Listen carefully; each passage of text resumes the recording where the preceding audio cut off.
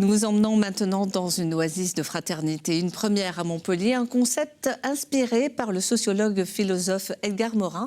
L'idée est de créer des îlots de résistance afin de faire face aux difficultés du monde. Thierry Will et Juliette Perc. 12 heures, place Albert Ier à Montpellier. Les Restos du Cœur distribuent comme chaque jour leurs repas. Aujourd'hui, près de 190, essentiellement à des personnes vivant dans la rue.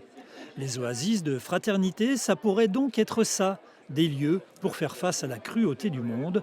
Mais aujourd'hui, la manifestation vise avant tout à recueillir la parole citoyenne.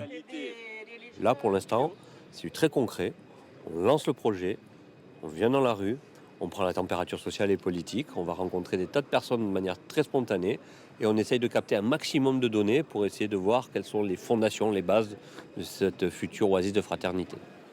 Inspirés par Edgar Morin, les oasis de fraternité se veulent les endroits où se construit demain, les partis politiques ayant échoué à le faire.